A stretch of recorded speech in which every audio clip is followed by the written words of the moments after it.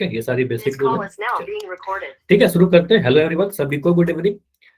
तो आपको मैंने बताया कि आप लोग पॉलिनोमियल कर रहे थे बहुपद, और एग्जाम के बाद या तो छुट्टियों के बाद आज आपकी पहली क्लास है। तो एक बार मैं जल्दी से पोल के बारे में बता दूं कि पोल में कैसे आंसर करना है। ऐसे सभी को पता है, कोई भी यहाँ पर नया स्टूडेंट नहीं हो, फिर भी जल्दी से देख लीजिए। जब भी मैं कहता हूँ कि आपको आंसर पोल में करना है, 4 ऑप्शन है, तो आपको पोल में तुरंत नहीं जाना है, आपको पहले सॉल्व करना है। क्वेश्चन तो आपको स्क्रीन पर ही दिखेगा ना, वहां पर सॉल्व कर लो अपने कॉपी पर। सॉल्व करने के बाद आंसर करने के लिए स्क्रीन डॉट पर क्लिक करोगे, फिर दूसरे पेज पर इस एक्टिविटी पे क्लिक करोगे, फिर तीसरे वाले पेज पे ऊपर में यहाँ लिखा होता है वन पोल एक्टिव, यहाँ पर क्लिक करने के बाद एक क्वेश्चन का नंबर दिखेगा, 4 ऑप्शन दिखेगा।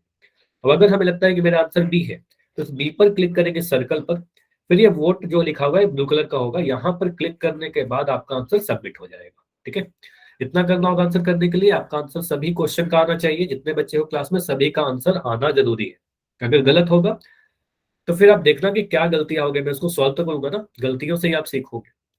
कोशिश करना कि सभी का आंसर आए, और अपने तरफ से कोशिश करना कि सही करो। ठीक है, चलिए अब देखते हैं कि लास्ट क्लास में यानी छुट्टियों के पहले हम लोग क्या कर रहे थे।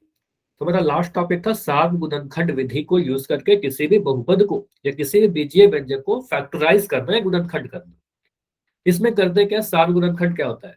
ऐसा गुणनखंड, एक बार मैं डेफिनेशन बता रहा हूं, ऐसा गुणनखंड जो दिए गए सभी पद, मतलब सभी मतलब दो, दो से अधिक, 3, 4, 5 टर्म हो सकते हैं, सभी पदों में जो उभयनिष्ठ हो यानी जो कॉमन हो, जो सभी में प्रेजेंट हो, उसी को कहते हैं उभयनिष्ठ गुणनखंड। अगर एक से ज्यादा कॉमन है तो सभी को गुना कर देंगे। अगर कुछ भी कॉमन नहीं है तो सार गुणनखंड 1 होता है। ठीक है, अगर कुछ भी कॉमन नहीं दिखे तो सार गुणनखंड 1 कहना। एक क्वेश्चन से मैं आपको याद दिलाता हूँ। एक क्वेश्चन है हमारे पास, अगर 5ab प्लस 15a, ऐसा मैं क्वेश्चन लिख दिया, और मैं कह रहा हूं कि इसको फैक्टराइज कीजिए, इसको गुणनखंड कीजिए, तो आप क्या करोगे? ये तो बहुत ही सिंपल सा क्वेश्चन है। आप बहुत जल्दी से बोलोगे सर पहला टर्म जो हमारे पास 5a है, इसको मैं गुणनखंड करके लिख दूंगा 5 गुना a। ठीक है, 5 गुना, सॉरी 5ab था ना, 5ab को लिखोगे 5 गुना a गुना b, और 15a को लिखोगे। जब भी आप गुणनखंड करते हो ना, जब भी आप फैक्टराइज करते हो, 5 गुना 3 सर। हाँ, संख्या को जब गुना करते हैं तो हम लोग इस तरीके से फैक्टराइज करते हैं कि उस नंबर से वो प्राइम नंबर है यानी अभाज्य संख्या है। तो 15 को हम लिख देंगे 5 गुना 3, है ना, 5 गुना 3, क्योंकि 5 भी प्राइम नंबर है, 3 भी प्राइम नंबर है, दोनों ही अभाज्य संख्या है। और 15a था, सॉरी 15a को लिखोगे सर 5 गुना 3, और a भी था तो यहाँ पर a भी लगा दोगे। अब अगर मैं बोलूँ सार गुणनखंड क्या है, कॉमन फैक्टर क्या है, तो आप सार गुणनखंड का ही मतलब पता है आपको कि ऐसा गुणनखंड जो 15 5ab में भी है और जो 15a में भी है, दोनों ही जगह पर है। तो आप बोलोगे सर 5 यहाँ पर भी आया, 5 यहाँ पर भी आया, तो यहाँ पर 5 लिख देंगे। ए यहाँ पर भी है, ए ये यहाँ दिए पर भी है, सर। तो आप बोलोगे सर ए भी लिख देंगे, और 5 और ए को गुना कर देंगे, तो यानी सार गुणनखंड क्या आया, 5a आया। अब इसको फैक्टराइज करने के लिए क्या करते हैं, इसको हम लोग कॉमन निकाल लेते हैं। जो भी सार गुणनखंड आता है उसको कॉमन निकाल लेते हो। कॉमन निकालने का मतलब क्या, आप सबसे आगे यहाँ पर लिख दोगे 5a, फिर ब्रैकेट लगा दोगे। अब सोचिए 5ab में से अगर 5a आपने निकाल लिया, ये तो साफ दिख रहा है ना कि अगर मैं 5a को निकाल लूं तो यहाँ पर सिर्फ b बचा हुआ दिख रहा है। या फिर यहाँ पर आप देख लीजिए, तो यहाँ पर आप देखोगे 5ab में से अगर आपने 5a को कॉमन निकाल लिया तो सिर्फ b बचा हुआ दिख रहा है, तो यहाँ पर आप लिख दोगे b। यहाँ पर प्लस का साइन है तो प्लस का साइन लगा देंगे, अगर माइनस का साइन रहता तो माइनस का साइन लगाते, प्लस लगा दिया अभी। 15a में से अगर 5a को निकाल लिया, देखो ऐसे भी सोच सकते हैं कि ए को तो आपने निकाल लिया ना, इस ए को तो आपने बाहर निकाल लिया, 15 में से 5 निकाले तो 5 का टेबल पढ़िए, 5 3 15, तो यहाँ पर सीधे 3 आ जाएगा। या फिर इस वाले को देख लो, यहाँ पर 15a में से आपने देखा सर 5 और a को मैंने कॉमन निकाल लिया, तो अंदर में 3 बचा हुआ दिखेगा, है ना। तो दोनों ही तरीके से कर सकते हैं। तो ये हमारा फाइनल आंसर आएगा कि हमने इसको गुणनखंड कर दिया। तो 5a इंटू बी प्लस 3, ये हमारा आंसर होगा। समझ में आएगी? Yes sir. ठीक है, तो ये सिंपल सा क्वेश्चन था। इसी टाइप का एक मैं क्वेश्चन पूछ रहा हूँ, जो इसका आंसर आपको रिकॉल क्वेश्चन के नाम पर आपको पोल सेक्शन में देना है ना। चलिए, बहुत ही सिंपल सा क्वेश्चन होगा, उसके बाद फिर नया टॉपिक पढ़ेंगे। क्वेश्चन है 7mn माइनस 21n। शायद ये क्वेश्चन मैंने क्लास में, पिछले क्लास में करवाया था। ट्राई करिए इसको। और अभी कहाँ करना है, अपने कॉपी पर सॉल्व करना है आपको, और सॉल्व करने के बाद पोल सेक्शन में जाकर आंसर देना है। पोल थोड़ी देर के बाद दिखेगा आपको। अभी मैंने चैट को बंद किया है। ठीक है, पहले सॉल्व करिए। क्वेश्चन क्या है, 7mn माइनस 21m। अच्छा, काफी सारे बच्चे अभी क्लास को ज्वाइन कर रहे हो, और मैं हर दिन कहता हूँ कि क्लास को थोड़ा आप समय पर ज्वाइन किया करो, ताकि सारी चीजें आपकी कवर हो सके। तो क्लास के स्टार्टिंग में भी कुछ रिवीजन करवाया जाता है, वो भी मिस नहीं होना चाहिए, है ना। चलो ऐसे लेट नहीं हो, अभी क्लास शुरू हुई है, समझ में सारी चीजें आ जाएंगी, लेकिन ट्राई किया करो कि क्लास को थोड़ा सा पहले और ज्वाइन करेंगे, ठीक है।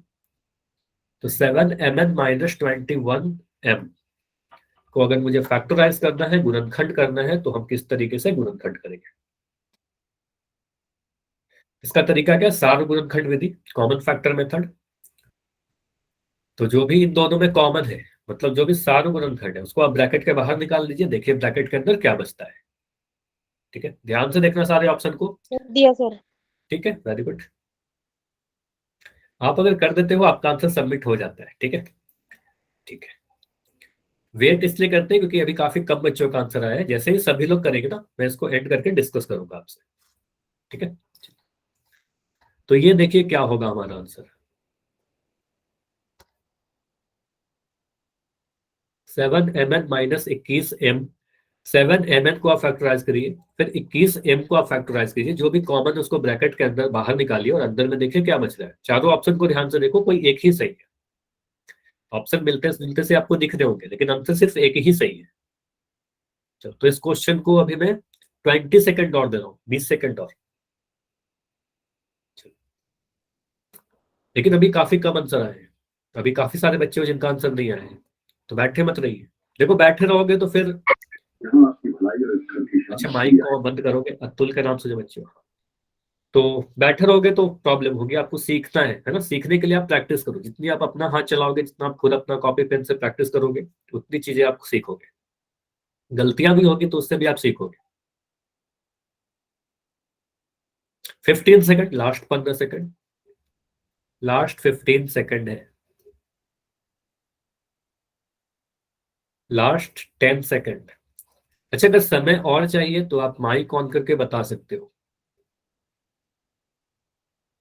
ठीक है, क्योंकि चैट तो बंद है अभी, चैट में आप नहीं लिख पाओगे। लास्ट 5 सेकंड है, 5। डी। अच्छा, आंसर माइक ऑन करके बिल्कुल कभी नहीं देना है। ठीक है, जो भी आपको आंसर लगता है चैट में लिख देना। अगर आप पोल में नहीं कर पाए हो ना, तो मैं एंड करूंगा पोल को, फिर चैट ऑन कर दूंगा, तो चैट में लिख देना। और ये सारे तो बेसिक रूल है। चलिए, तो 5 4 3 2 1। तो अभी मैंने पोल को एंड किया, देखो अभी चैट आपका ऑन है, तो अभी चैट में आप लिख सकते हो अगर किसी रीजन से आप अगर पोल में नहीं आंसर कर पाए हो।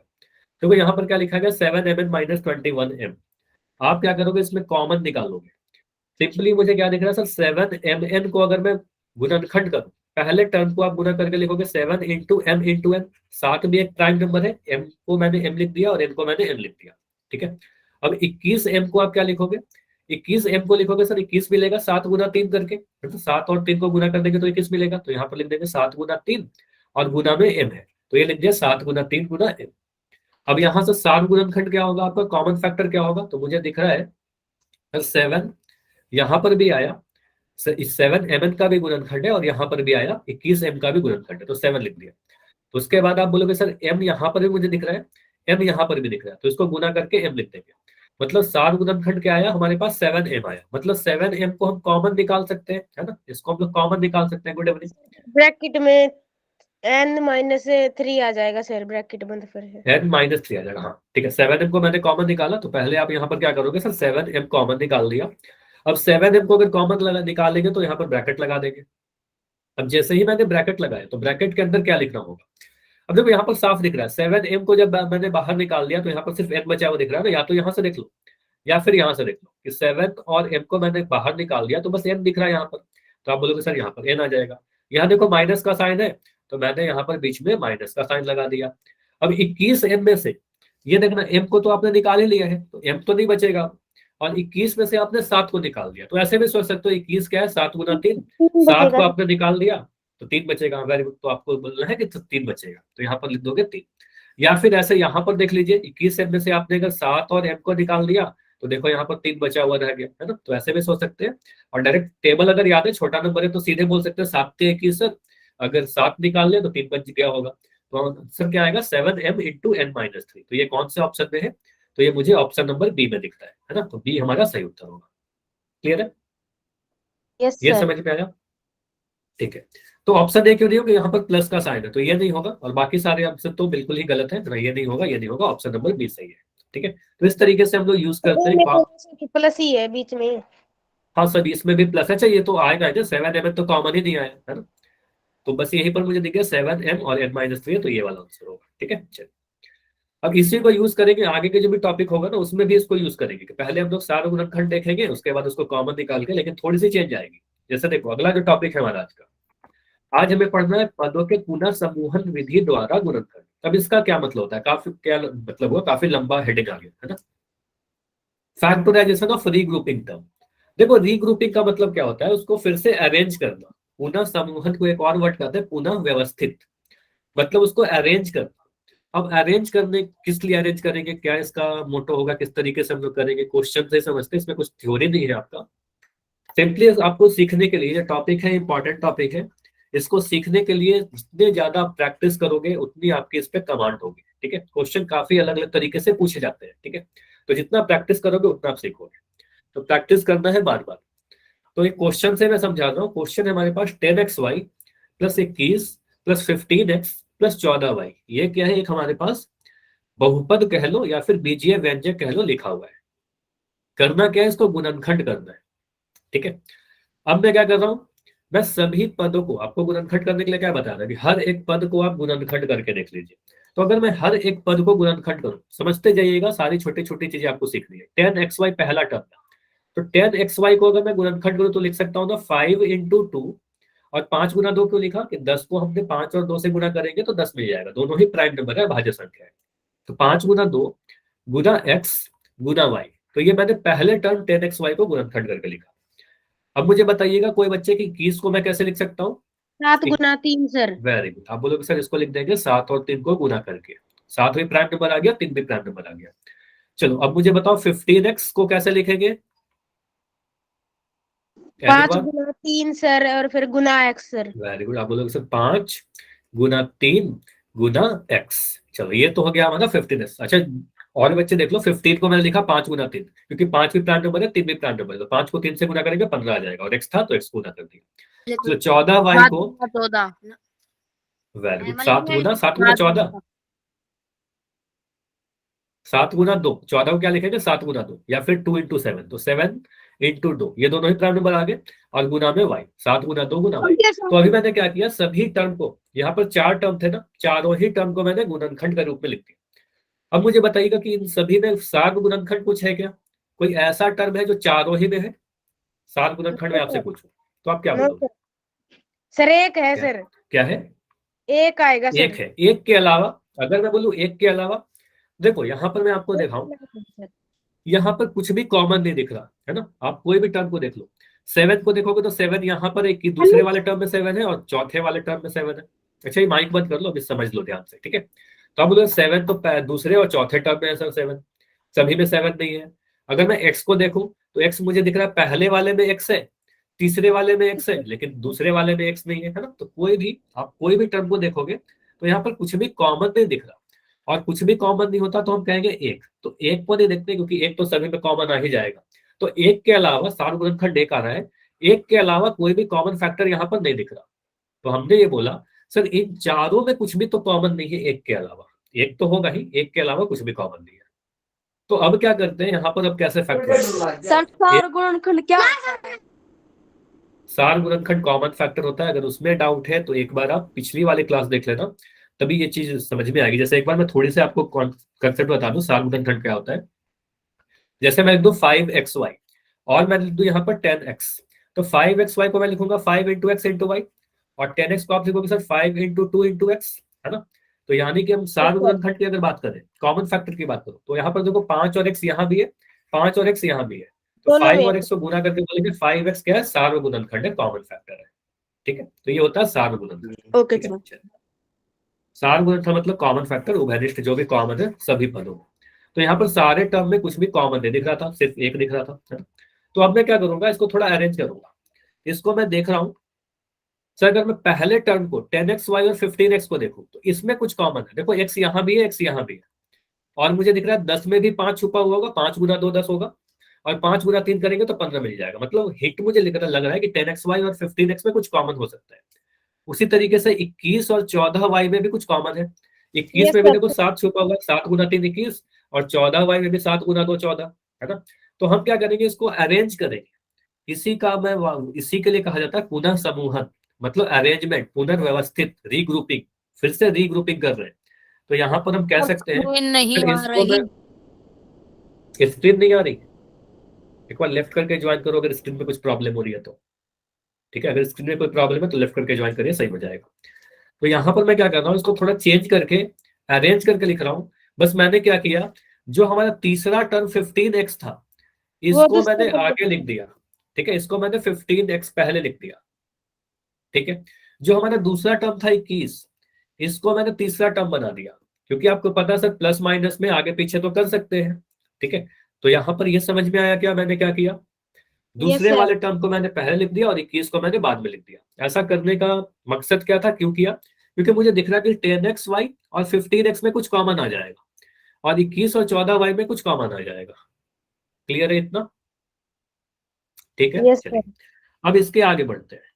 अब यहाँ पर मैं कुछ चीजें मिटा रहा हूँ। चलो अब यहाँ पर देखिए, अब मैंने क्या कर रहा हूँ, मैं क्या कर रहा हूँ, 10xy और 15x पहला टर्म और ये तीसरा टर्म, ये तीसरा टर्म हुआ ना 15x, जो पहले में तीसरा टर्म था अभी दूसरा टर्म बन गया है। तो इन दोनों में क्या कॉमन है, 10xy और 15x में क्या कॉमन है, तो आप यहाँ पर से देख लो, है ना।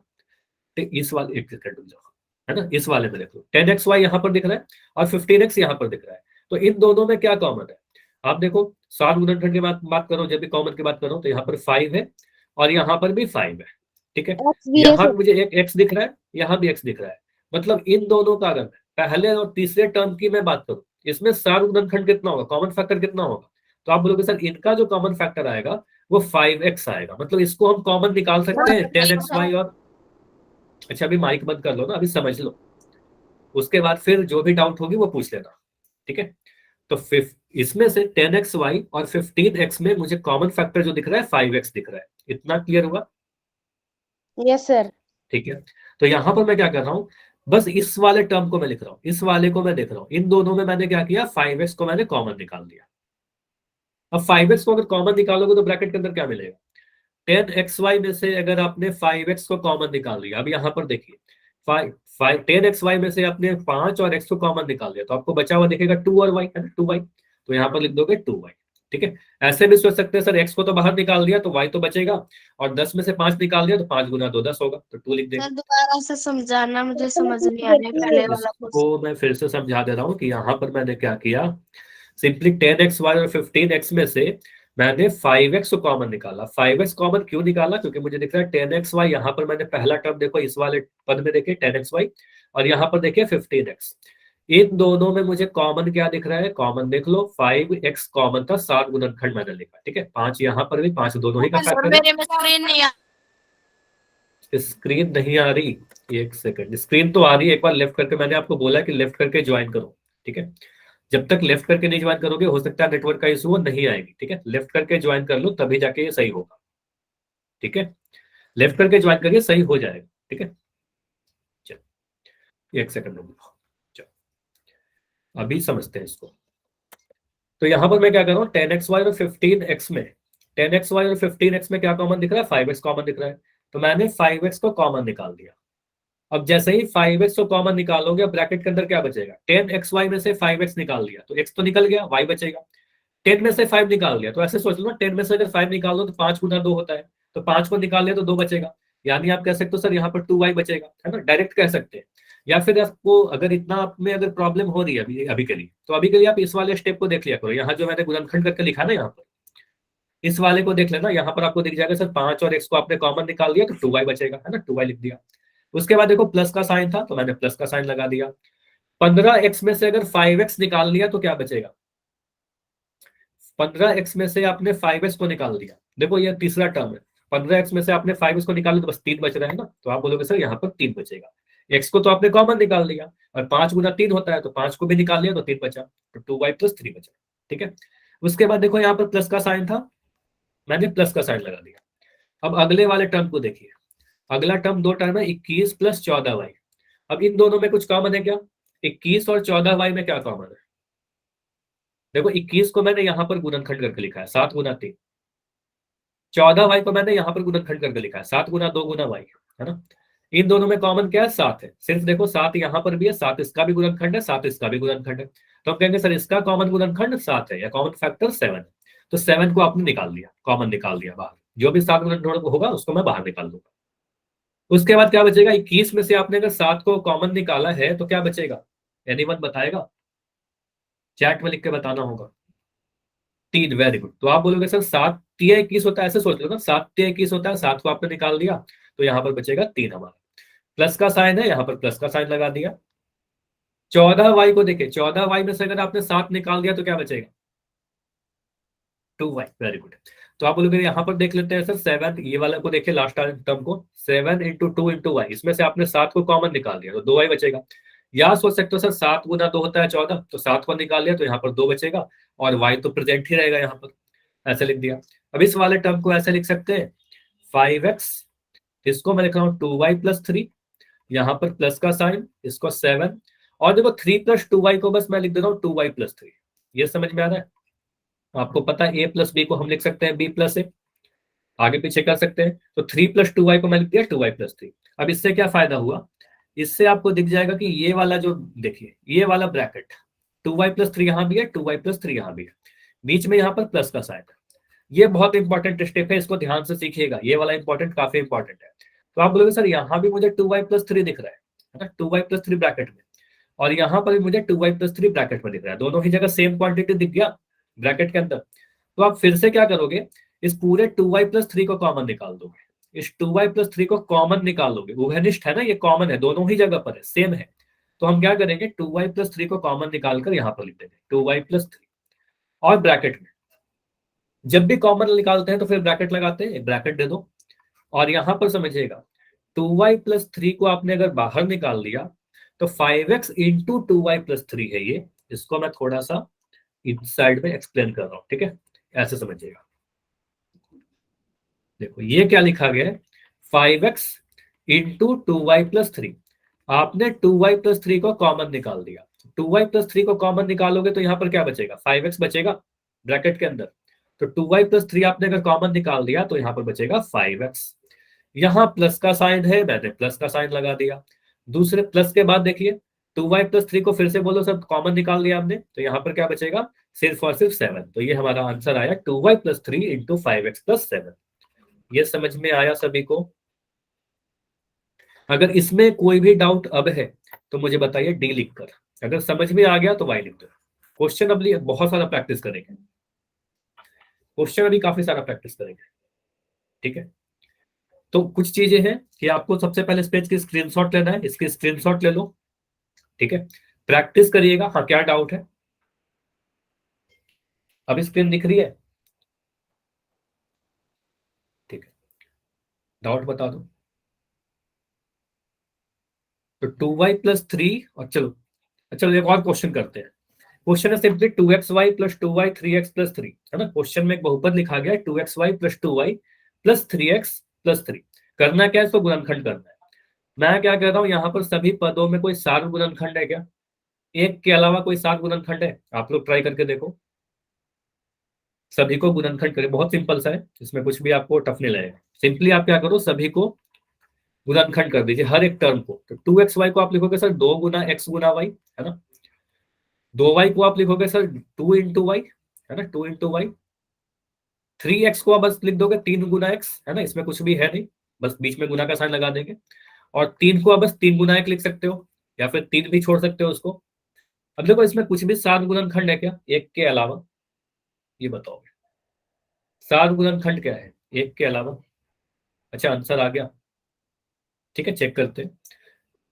नहीं, तो कुछ भी कॉमन नहीं है। सात गुणनखंड अगर मैं आपसे पूछूं तो आप बोलोगे सर सात गुणनखंड क्या है, एक है। सभी में अगर मैं कॉमन फैक्टर बोलूं तो एक होगा, तो एक तो सभी जगह होगा ना। अब देखो यहाँ पर आपको रीग्रुपिंग करने की भी जरूरत नहीं है, मुझे साफ दिख रहा है कि अब सारे में तो कुछ भी कॉमन नहीं दिखा, तो मैं इसका जोड़ा बना लेता हूँ, दो दो का जोड़ा बना लेता हूँ। तो मैं क्या कर रहा हूँ, 2xy और 2y का एक जोड़ा बना लिया, और 3x + 3 का एक जोड़ा बना लिया, ठीक है। पहले इन दोनों को फिर इन दोनों को सॉल्व करेंगे, ठीक है। अब ध्यान से देखिएगा, अभी चैट में कुछ मत देखो, चैट बिल्कुल बंद होना चाहिए, ध्यान से सीखिए, फिर आपको क्वेश्चन दूंगा, आप सॉल्व करना, ठीक है। अभी काफी सारे प्रैक्टिस करेंगे, सारी चीजें क्लियर हो जाएंगी। आप बोलोगे सर 2x + 2y को मैंने एक साथ लिख दिया, फिर यहाँ पर मैंने प्लस का साइन लगाया, ये वाला प्लस का साइन है यहाँ पर लगा दिया, और उसके बाद जो क्वांटिटी थी उसके बाद आप लिख दोगे सर 3x + 3। इसमें कुछ अरेंज करने की जरूरत नहीं थी क्योंकि मुझे दिख रहा है सर 2xy और 2y इन दोनों में कुछ कॉमन है, 2y 2 कॉमन है ना। तो आप यहाँ पर बोलोगे 2xy है ना यहाँ पर, सॉरी, तो आप बोलोगे सर यहाँ पर था 2xy, एक y छूट गया था। चलो अब यहाँ पर मैं क्या देख रहा हूँ कि पहले दोनों टर्म में कुछ कॉमन है क्या? 2xy और 2y में क्या कॉमन है? 2xy और 2y में क्या कॉमन है? तो आप बोलोगे सर 2 यहाँ पे है, 2 इसका भी फैक्टर है, y इसका भी गुणनखंड है, y इसका भी गुणनखंड है, मतलब 2y कॉमन है। इन दोनों में सार गुणनखंड का मैं बोलूं तो आप बोलोगे सर 2y होगा। तो इन दोनों में 2y कॉमन ले लीजिए। तो पहले वाले दो में हम 2y को कॉमन ले लेंगे। 2y को जैसे ही कॉमन लोगे तो क्या बचेगा? 2xy में से 2y को कॉमन निकाल दिया, मतलब ब्रैकेट के बाहर रख दिया, तो ब्रैकेट के अंदर क्या बचेगा? तो आप बोलोगे सर ब्रैकेट के अंदर ये x बचेगा, है ना, सिर्फ ये वाला x बचेगा। तो यहाँ पर आप लिख दोगे x, ठीक है। चलिए फिर उसके बाद देखो यहाँ पर प्लस का साइन था, यहाँ पर प्लस का साइन लगा दिया, ठीक है। 2y को मैं पूरा ही कॉमन निकाल दिया। ये बताया था क्या कि पूरे क्वांटिटी को अगर मैं कॉमन निकाल दूं तो अंदर में क्या बचेगा? देखो आप 5 को ऐसे समझ सकते हो ना, 5 को 5 गुना 1 लिख सकते हैं। और 5 गुना 1 में से मैं 5 को अगर कॉमन निकालूं तो 1 बचेगा ना। तो ऐसे भी याद रखिएगा, किसी भी टर्म को आप अगर पूरा कॉमन निकालते हो तो वहां पर 1 बच जाएगा, है ना, वहां पर 1 बच जाएगा। क्योंकि 2y को ऐसे भी समझ सकते हो, 2y को हम लिख सकते हैं 2y गुना 1। अब 2y को आप अगर कॉमन निकाल लोगे तो वहां पर 1 बचेगा, है ना। तो आप बोलोगे सर यहाँ पर बचेगा x + 1। ये समझ में आया क्या? 2xy में से 2y निकाला तो x बचा, 2y में से 2y निकाला तो 1 बचा, ठीक है। चलिए उसके बाद हमें यहाँ पर प्लस का साइन दिख रहा है, यहाँ पर मैंने प्लस का साइन लगा दिया, ठीक है। प्लस का साइन था, प्लस का साइन लगाया, अगर माइनस का साइन रहता माइनस का साइन लगा देते। अब मुझे बताइए 3x + 3 इस वाले दोनों टर्म में कुछ कॉमन दिख रहा है? 3x + 3 में कुछ कॉमन है? 3 कॉमन है। बोलोगे सर 3 तो साफ दिख रहा है, दोनों जगह पर है। तो 3 को आप कॉमन निकाल लोगे, ठीक है। अब 3x में से अगर 3 को मैंने कॉमन निकाल लिया तो क्या बचेगा? x बचेगा ना। आप बोलोगे सर 3 गुना x है, 3 को आपने बाहर निकाल दिया तो x बच जाएगा। यहाँ पर प्लस का साइन है, प्लस का साइन लगा दिया। अब 3 में से 3 को बाहर निकाल दिया। अब यहाँ पर क्या लिखे? 3 में से 3 को बाहर निकाल लिया। किसी भी क्वांटिटी को पूरा ही बाहर निकाल लेने का मतलब अंदर में 1 बचेगा ना, तो 1 बचेगा यहाँ पर, ठीक है। x नहीं बचेगा, 1 बचेगा।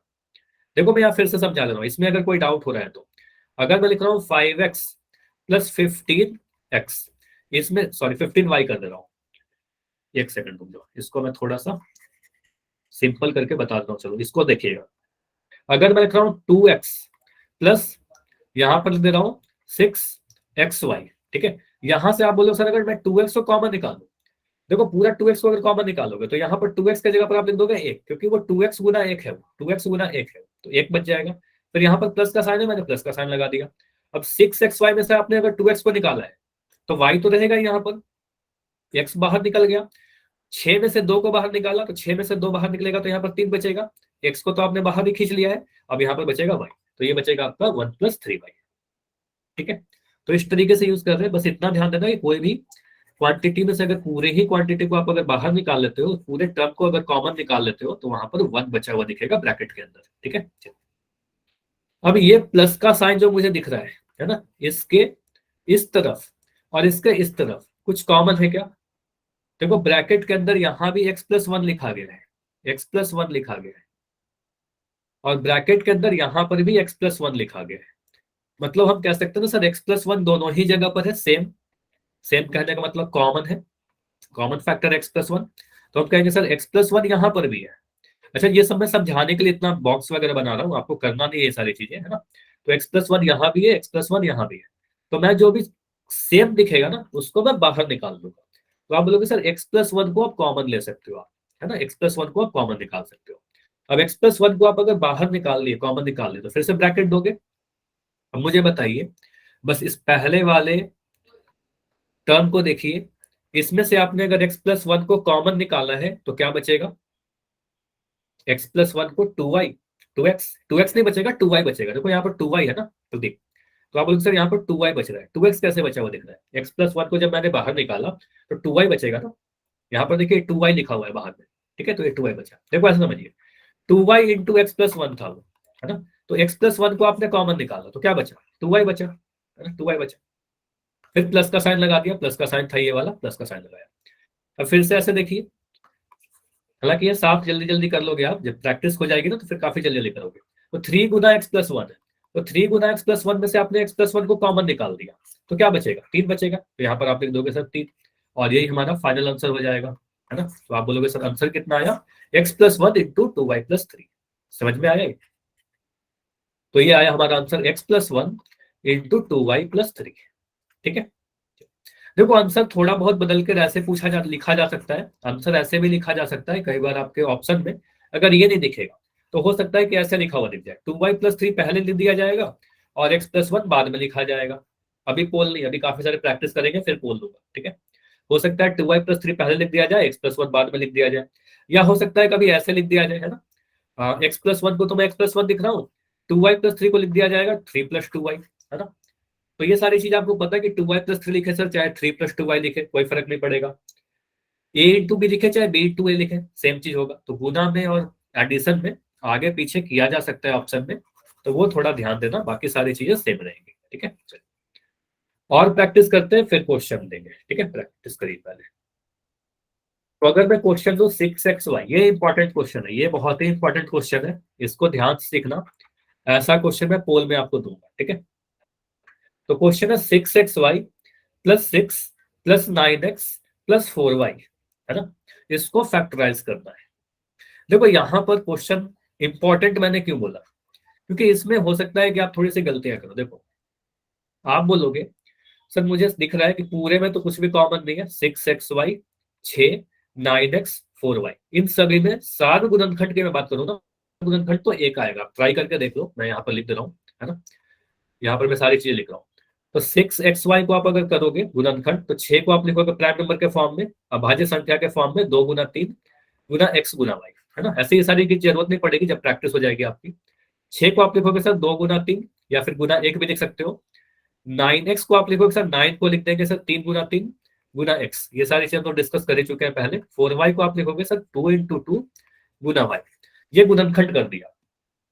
कॉमन देखो कोई भी ऐसा चीज है जो सभी में कॉमन है तो एक है, एक के अलावा कुछ भी नहीं है, तो एक तो हमेशा ही होता है।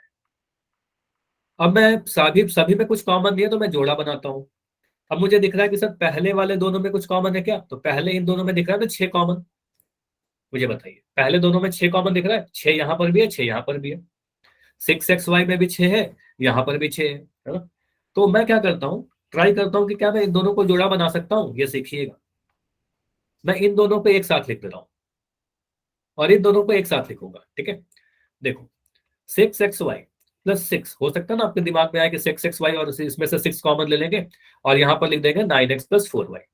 अब यहाँ से आप अगर 6 को कॉमन निकालोगे, समझिएगा, यहाँ पर से आपने बोला सर 6 यहाँ भी है 6 यहाँ भी है, तो 6 को अगर आपने कॉमन निकाला तो क्या बचेगा, 6xy में से आपने अगर 6 को कॉमन निकाल लिया तो वहां पर xy बचा हुआ दिखेगा ब्रैकेट के अंदर। 6 में से पूरे 6 को निकाल लिया तो प्लस के बाद यहाँ 1 बचेगा, xy प्लस 1 बचा। ये समझ में आया, इतना को मैंने ऐसे लिखा, तो xy प्लस 1 बचा। लेकिन फिर से मैं बोल रहा हूं, लेकिन प्लस के बाद इसमें से आपको कुछ भी कॉमन नहीं दिख रहा, 9x प्लस 4y में कुछ भी कॉमन नहीं दिख रहा, तो ये नहीं सॉल्व होगा, है ना। अब यहाँ पर हम लोग फंस गए कि अब आगे कैसे करें, तो इसके आगे गुणनखंड फिर नहीं कर पाएंगे। ठीक है, अच्छा 1, चलो ऐसे भी लिख सकते हैं। ठीक है, आप बोलोगे सर यहाँ पर हम लोग ऐसे भी लिख सकते हैं, वेरी गुड, कि आपने बोला सर यहाँ पर हम 1 को कॉमन निकाल कर ऐसे लिख देंगे 9x प्लस 4y। ठीक है, चलो मैंने ऐसे भी लिख दिया। अब आप बताओ यहाँ पर ये जो प्लस का साइन मैंने दिया है, ये प्लस का साइन दिख रहा है, इसके बाएं तरफ और दाएं तरफ इसमें कुछ कॉमन है क्या।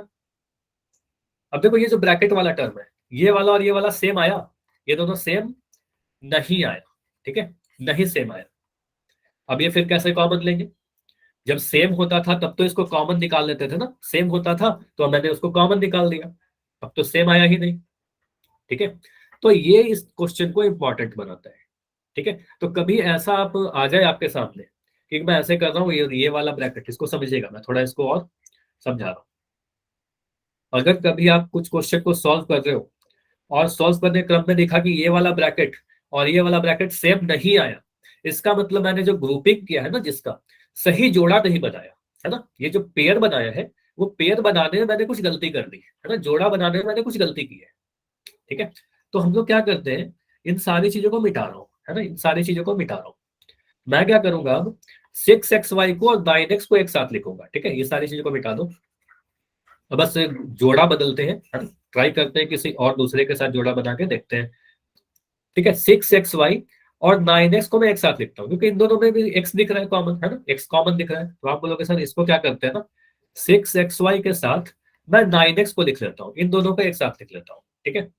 और क्या करता हूँ फिर आगे, बाकी जो टर्म आपको दिख रहे हैं, है ना, प्लस के बाद मैं 6 और 4y को एक साथ लिख लेता हूँ, 6 + 4y लिख दिया। अब क्लियर है, मैंने क्या किया, पहले टर्म का जोड़ा बनाया तीसरे टर्म के साथ और दूसरा का जोड़ा बनाया चौथे टर्म के साथ। ये क्लियर है, 6xy + 9x + 6 + 4y। यहां तक समझ में आया तो y लिख के बताइए, फिर आगे करेंगे, ठीक है। ठीक है, अब यहां पर देखो, अब फिर से देखिए, अब यहां पर जो मुझे ब्लू कलर में दिख रहा है ना, इन दोनों को देखिए, इन दोनों टर्म में कुछ कॉमन है क्या, कुछ सार गुणनखंड निकाल सकते हैं, तो बिल्कुल x तो दिख ही रहा है ना। अब यहाँ पर आप अगर इसमें प्रॉब्लम हो रही है, सीधे सीधे अगर इसमें दिक्कत हो रहा है, तो आपने यहाँ पर गुणनखंड करके लिखा था, 6xy मुझे यहाँ दिख रहा है, 9x यहाँ दिख रहा है, तो कॉमन क्या है, आप देखो सर यहाँ पर पहले वाले और तीसरे वाले को मैं दिख रहा हूँ, बस पहला और तीसरा को, तो आप बोलोगे सर यहाँ पर मुझे दिख रहा है 3 और यहाँ भी 3, ठीक है। x यहाँ भी है, x इसका भी गुणनखंड है, x इसका भी गुणनखंड है, मतलब पहला और तीसरा का जो कॉमन फैक्टर है या सात गुणनखंड जो है वो 3x है, जैसा प्रदीप लिख हुए हैं 3x होगा। तो आप बोलोगे सर इसमें से हम 3x कॉमन निकाल सकते हैं, तो 3x निकाल दो आप।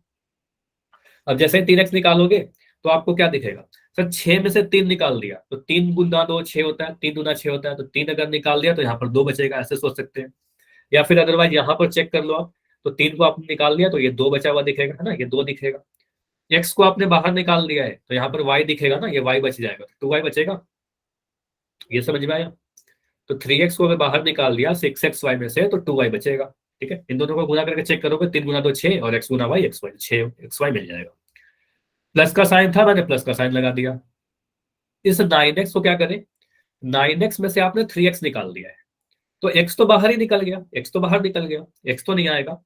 9 में से 3 निकालो, इस यहाँ देखिए 9 को आप लिख रहे हो 3 × 3, तो 9 में से अगर एक 3 को निकाला तो एक 3 तो बच जाएगा ना, तो यहाँ पर बोलोगे सर ये बचा 3। समझ में आया, 3x ब्रैकेट के अंदर 2y + 3, ठीक है। अब यहाँ पर प्लस का साइन लगाओ, है ना, प्लस का साइन था हमारा ये वाला, तो यहाँ पर प्लस का साइन लगाएंगे। 6 + 4y में कुछ कॉमन है क्या, ये दूसरे वाले टर्म को देखिए 6 को, और चौथे टर्म को देखिए 4y को, 6 और 4y में कुछ कॉमन है क्या, कोई कॉमन फैक्टर, तो 2 देखिए इसका भी फैक्टर है, 2 इसका भी फैक्टर है, तो कॉमन फैक्टर 2 होगा ना, सात गुणनखंड 2 होगा, मतलब 2 को हम कॉमन निकाल सकते हैं यहाँ पर। तो आप बोलोगे सर यहाँ से भी 2 निकल जाएगा, इसमें से भी 2 निकल जाएगा, तो 2 को तो मैंने बाहर निकाल दिया। अब 6 में से अगर आप 2 को निकाल दिए, अब इसका मतलब क्या होता है, 6 को मन में सोचो, 6 तो क्या है 2 × 3, 2 को आपने बाहर निकाल दिया तो यहाँ पर बचेगा 3, है ना, तो यहाँ पर बचेगा आपका 3, 2 × 3 = 6 हो जाएगा, है ना। या फिर यहाँ पर चेक कर लो, 6 2 को आपने निकाल दिया तो ये 3 बचा हुआ दिखेगा, ठीक है। फिर यहाँ प्लस का साइन है, प्लस का साइन लगा दिया। 4y में से आपने 2 को निकाल दिया, y तो नहीं निकाला ना, y तो रहेगा अंदर में, 4 में से 2 निकाला है, तो 4 को सोच सकते हैं 2 × 2, अब 1 2 को बाहर निकाला तो 1 2 तो बचा रहेगा, तो इसको आप देख लो यहाँ पर, तो 4y में से आपने 1 2 को निकाला तो आप बोलोगे सर 2y बचा हुआ रहेगा ना अंदर में, तो यहाँ पर लिख दोगे 2y, तो 3 + 2y, ठीक है। अब इसको थोड़ा सा मैं चेंज करके बस लिख दे रहा हूँ 3x, इसको आप लिख दो 2y + 3 प्लस यहाँ पर लिख दो 2, और इसको भी लिख दो 2y + 3, क्योंकि आपको पता है सर 3 + 2y लिखे चाहे 2y + 3 लिखे, ये तो सेम होगा।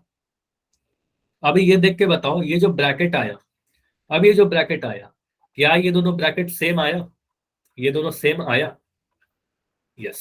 तो आप बोलोगे सर अब ये दोनों ब्रैकेट बिल्कुल सेम आ गया। तो हमें यही ट्राई करना होता है कि ऐसा जोड़ा बनाए कि जब हम दोनों जोड़ा में से जब कॉमन निकालें तो उसमें से जो ब्रैकेट वाला टर्म आ रहा है वो हमारा सेम दिख जाए, ठीक है, वो हमारा एक जैसा दिखे। तो इसको मैं मिटा रहा हूं, और अब मैं क्या करूंगा, जो भी क्वांटिटी सेम दिखता है आप बोलोगे सर इसको मैं पूरा कॉमन निकाल दूंगा। और इसको मन में ऐसा सोचा करो कि जब ऐसा कॉमन निकालोगे ना 2y + 3 को, तो ऐसा सोचना कि 3x और 2y + 3 कॉमन में है, गुना में है, सॉरी, 3x और 2y + 3 गुना में है। 2y + 3 को आपने अगर कॉमन निकाला, बाहर निकाला, तो ब्रैकेट के अंदर यही 3x बच जाएगा ना, तो यहाँ पर ये 3x लिख दोगे। यहाँ पर प्लस का साइन है, मैंने प्लस का साइन लगा दिया। इस 2y+3 को आपने बाहर ही निकाल दिया है ब्रैकेट के, तो यहाँ पर बस 2 बचा हुआ दिखेगा, तो यहाँ पर लिख दोगे 2, और यही हमारा फाइनल आंसर हो जाएगा। अब समझ में आया? ये क्वेश्चन को मैं इंपॉर्टेंट क्यों कर रहा था, ठीक है, क्योंकि यहाँ पर जोड़ा बनाने में गलतियां हो सकती है, ठीक है। तो कभी भी ज्यादा क्या होगा, आप कुछ स्टेप के बाद आपको फिर से दोबारा सॉल्व करना पड़ेगा, है ना। तो कभी भी ऐसा हो कि आप अगर जोड़ा बना लिए हो, कुछ स्टेप सॉल्व कर लिए, और आपको जो ब्रैकेट के अंदर जो टर्म दिख रहे हैं वो सेम नहीं दिख रहे, तो सेम नहीं दिखेगा, तो ऐसे केस में आप क्या करना, फिर से आप उसका जोड़ा कुछ दूसरे और भी टर्म है ना उसके साथ जोड़ा बनाकर चेक करना, ठीक है। तो इसको मैंने इसके साथ बनाया और इसका जोड़ा इसके साथ बनाया, तब जाकर ये सॉल्व हो गया। इसीलिए इसको कहते हैं रीग्रुपिंग, मतलब फिर से अरेंज करना पड़ता है। क्लियर? ये समझ में आया? चलो, अगर ये समझ में आया है तो एक क्वेश्चन और मैं दे रहा हूं, इस क्वेश्चन को ट्राई करिए। क्वेश्चन है आपके लिए mx, है ना, क्वेश्चन है mx plus nx plus my plus ny, और इसको बोला जा रहा है गुणनखंड करिए, ठीक है। फिर से सेम चीजें, पेयर बनाना पड़ेगा, जोड़ा बनाना पड़ेगा। मैं क्या कर रहा हूं यहाँ पर, देखो m वाला टर्म को एक साथ लिख लीजिए। अच्छा, नहीं भी लिखोगे mx को nx के साथ तो ये x कॉमन दिख रहा है, ऐसे भी कर सकते हैं, लेकिन मैं क्या कर रहा हूँ ना, यहाँ पर mx यहाँ है और my यहाँ पर है, तो m वाले टर्म को एक साथ लिख दे रहा हूँ, mx प्लस my, इन दोनों को एक साथ लिख दिया, पहले वाले टर्म को और तीसरे वाले टर्म को एक साथ लिख दिया, ठीक है। उसके बाद प्लस का साइन लगाया, और अब मैं बाकी जो टर्म बच गए आपके, है ना, बाकी जो टर्म आपको दिख रहा है nx और ny, इन वाले टर्म को एक साथ लिख दिया, nx प्लस ny, इन दोनों को एक साथ लिख दिया। क्लियर है? ठीक है। अच्छा मुस्कान, थोड़ा सा बीच में ना प्लस का साइन लगाना भूल रहे हो आप। जब आप अगर ऐसे लिख रहे हो m into x plus y, फिर आपने लिखा n into x plus y, तो यहाँ पर भी एक प्लस का साइन आएगा, इसको समझिएगा, इसकी वजह से आपका कुछ आंसर गलत हो रहा है, ठीक है। तो यहाँ पर हम लोग प्लस का साइन भी लगाते हैं, तो आप बोलोगे सर इसको समझिएगा, मैं कर दे रहा हूँ यहाँ पर, ठीक है। आप अब बोलोगे सर यहाँ पर मुझे क्या दिख रहा है, सर m यहाँ पर भी है, m यहाँ पर भी है, तो m को कॉमन निकाल लीजिए, इसमें तोड़ने की भी जरूरत नहीं है, बहुत ही आसान है। तो m यहाँ पर भी है, m यहाँ पर भी है, तो m को बाहर निकाल लिया। अब m को जब कॉमन निकाल लिया, mx में से m को बाहर निकाल लिया, तो यहाँ पर बचेगा x, है ना, यहाँ पर x प्लस यहाँ पर बचेगा y, है ना। क्लियर है ये? ठीक है। अब यहाँ पर प्लस का साइन है, प्लस का साइन लगा दिया। इसमें आप देखो, आप बोलोगे सर यहाँ पर भी m दिख रहा है, यहाँ भी m दिख रहा है, तो सीधे मैं n को कॉमन निकाल दिया। हाँ प्रदीप, आपका आंसर बिल्कुल सही है, बिल्कुल, मैं आपका चैट देखा था, आपने बिल्कुल सही लिखा है। तो n को मैंने कॉमन निकाला है, तो यहाँ पर बचेगा, n को आपने कॉमन निकाल लिया तो ये x बचेगा, और इस वाले n को निकाला तो यहाँ पर y बचेगा, तो x प्लस वाई। ये क्लियर हुआ क्या? nx प्लस ny में से, चलो इसको मैं थोड़ा और इसको डिटेल में समझा दूं। तो सिंपली मैंने क्या किया, जोड़ा बनाया है, mx प्लस my में से m को कॉमन निकाला, और nx प्लस ny में से आपने n को कॉमन निकाला। अब यहाँ पर देखो, आपको दिखेगा सर एक बीच में प्लस का साइन, ये प्लस का साइन, प्लस के बाएं तरफ एक ब्रैकेट और दाएं तरफ एक ब्रैकेट, तो ये दोनों ब्रैकेट सेम आया क्या? अब ये दोनों ब्रैकेट सेम आने चाहिए, है ना, ये दोनों सेम है भी, है ना, बिल्कुल सेम है ना। और अगर ये सेम आ जाता है ना, अगर ये सेम आ जाता है तो आप क्या करते हो, अगर ये सेम आता है तो आप इस एक्स प्लस वाई को कॉमन निकाल लेते हो ना। आप बोलोगे सर इस एक्स प्लस वाई को कॉमन निकाल देंगे, तो ये भी है एक्स प्लस वाई, और यह भी है हमारा एक्स प्लस वाई, है ना, सेम है, तो इस एक्स प्लस वाई को हम कॉमन निकाल देंगे। अब x प्लस वाई को अगर कॉमन निकालें, कैसे समझिएगा, x प्लस वाई को मैं कॉमन निकाल दूं, अब आपको ब्रैकेट लगाना होगा। अब यहाँ पर कुछ नहीं लिखना है बाहर में, हम तो सिर्फ x प्लस वाई को कॉमन निकाल रहे थे। अब x प्लस वाई अभी लिखा गया है m into x plus y, आपने क्या किया, इस x प्लस वाई को कॉमन निकाल लिया, तो क्या बचेगा, m बचेगा ना, और m कहाँ बचेगा, ब्रैकेट के अंदर बचेगा, बाहर मत छोड़ देता। तो आप बोलोगे सर इस ब्रैकेट के अंदर m लिख देंगे, फिर प्लस का साइन है, यहाँ पर प्लस का साइन लगा देंगे। अब यहाँ से आपने एक्स प्लस वाई को बाहर निकाला था, यहाँ से भी एक्स प्लस वाई को बाहर निकाल लिया था, है ना, तो एक्स प्लस वाई को तो आपने बाहर निकाल दिया, तो एम बचेगा, और यहाँ पर एन बचेगा, तो एम प्लस एन, ठीक है। तो ये हमारा आंसर हो जाएगा, ठीक है। या फिर ऐसे आंसर लिखा जा सकता है, m plus n into x plus y, ऐसे भी लिखोगे तो भी आंसर सही होगा, दोनों ही सही है, ये भी सही है, ये भी सही है, ठीक है। ये समझ में आया सभी को? ऐसा सारे क्वेश्चन कर लोगे आप लोग? अगर इतना क्लियर है तो सभी लोग वाई लिख के बताइए। और अब मैं कुछ पोल में क्वेश्चन आप सभी से पूछूंगा, तो ट्राई आपको करना है, ठीक है। तो क्वेश्चन में दे रहा हूं, पोल सेक्शन में ट्राई करना सभी लोग आंसर करने की, ठीक है। वेरी गुड, पोल दिया जा रहा है, ठीक है। तो अभी आपका चैट बंद रहेगा, और आपको अभी कोशिश करना है खुद से सॉल्व करने की। इस क्वेश्चन में टाइम लगेगा, बिल्कुल टाइम लगेगा, तो पोल मैं थोड़ी देर के बाद लॉन्च करूंगा, ठीक है। अभी पोल नहीं दिखेगा आपको, पोल थोड़ी देर के बाद दिखेगा। आप कॉपी पर सॉल्व कर लो, जो भी आंसर आता है ए बी सी या डी में, देखो ऑप्शन बिल्कुल मिलते जुलते ऐसे है चारों। अपने कॉपी पर ए बी सी या डी लिख लो, जो भी सॉल्व करके आता है, ठीक है।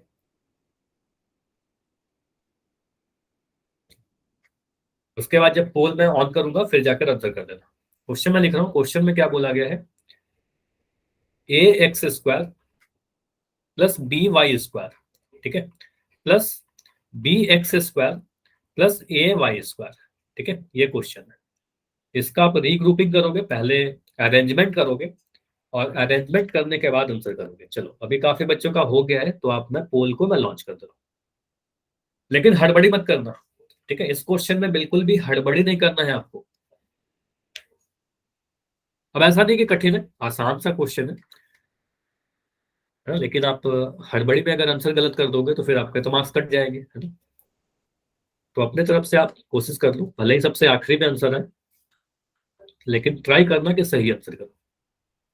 और गलत होगा तो फिर तो मैं डिस्कस करूंगा अभी थोड़ी देर के बाद। बस आपको यही कहता हूँ कि जब भी पोल देता हूँ उस वक्त आपको बैठे नहीं रहना है। ये मत सोचो कि आपको बस बैठ के गुजार देना है, ठीक है। सही गलत कोशिश करो आप। फिर अगर गलती होता है, अगर सही हो जाए तो काफी अच्छी बात है, वेल, अगर गलती होता है तो आप नोटिस करो कि क्या गलती आपने की है, मैं कैसे सॉल्व कर रहा हूँ, आपने क्या किया।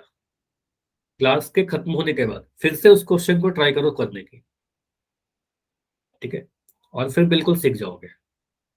और फिर भी नहीं होता तो फिर अगले क्लास में पूछो, मतलब आपको पूछना है, सीखना है। जैसे भी आपको जितने भी डाउट पूछना है पूछ के आपको सीखना है। चलिए, तो क्वेश्चन है a x square plus b y square plus b x square plus a y square. चलो मैं एक हिंट दे रहा हूँ, इस क्वेश्चन में क्या कर सकते हो, एक्स स्क्वायर वाले टर्म को एक साथ कर सकते हो, या फिर ए एक्स स्क्वायर और ए वाई स्क्वायर को एक साथ कर सकते हो। मतलब ए वाले टर्म को एक साथ कर लो, या फिर एक्स स्क्वायर वाले टर्म को एक साथ कर लो। दोनों ही तरीके से करोगे ना, आंसर सही आएगा, ठीक है। तो एक हिंट में दे रहा हूँ, पहले टर्म और तीसरे टर्म को एक साथ कर लीजिए, है ना, क्योंकि पहला सभी में तो कुछ भी कॉमन नहीं दिखेगा। तो मैं क्या कर रहा हूँ, पहले को मैं एक जोड़ा बस बता दे रहा हूँ कि ए एक्स स्क्वायर और बी एक्स स्क्वायर को एक साथ लिख लीजिए। या इस क्वेश्चन को अगर कोई बच्चे ऐसा भी क्या होगी कि एक्स स्क्वायर और ए वाई स्क्वायर को साथ लिखकर, तो भी आंसर आ जाएगा, कोई दिक्कत नहीं है। और वाई स्क्वायर वाले टर्म को एक साथ लिख लीजिए, इन दोनों का जोड़ा बनाइए ऐसे ऐसे, ठीक है। तो ये एक हिंट है आपके लिए, ट्राई करो। तो अभी भी क्लास में काफी सारे बच्चों जिनका आंसर नहीं आया है। अब ऐसा इसका मतलब ये नहीं कि आपको जल्दी से आंसर करना है, ठीक है। अभी बिल्कुल समय है, आराम से करिए। तो जिस भी क्वेश्चन में समय की जरूरत है, बिल्कुल समय दिया जाएगा। और ये एक ऐसा टॉपिक है, regrouping factorisation by regrouping terms. इसमें आपको अगर सीखना है तो आपको प्रैक्टिस करना होगा, आपका हाथ चलना चाहिए, ठीक है। जितनी प्रैक्टिस करोगे उतना आप सीखोगे,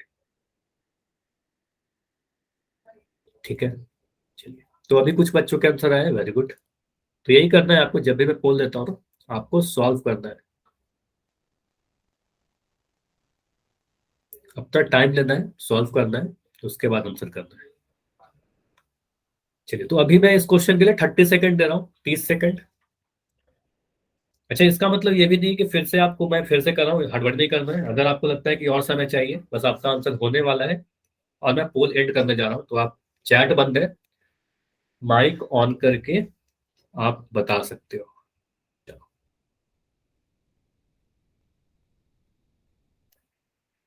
तो माइक ऑन कर पाओगे? सर हाँ। कैमरे से दिखा सकते हैं आंसर? अच्छा, पोल आंसर के लिए ना, आंसर बिल्कुल दिखा सकते हो। एक बार मैं क्लास खत्म करने के बाद चेक करूँ तो ठीक रहेगा, ओके सर। ठीक है। तो क्लास, अच्छा, ठीक है, इस क्वेश्चन के बाद ना मैं कैमरा भी ऑन कर दूंगा, तो कैमरा में आप अपना दिखा देना सॉल्यूशन, ठीक है।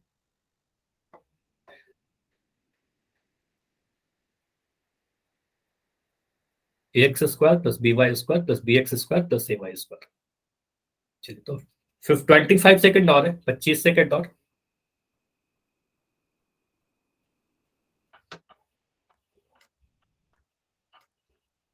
20 सेकंड,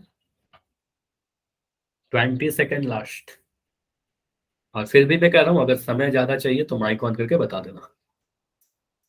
15 लास्ट 15 सेकेंड्स। अभी भी कुछ बच्चे हो जिनका आंसर नहीं आया है।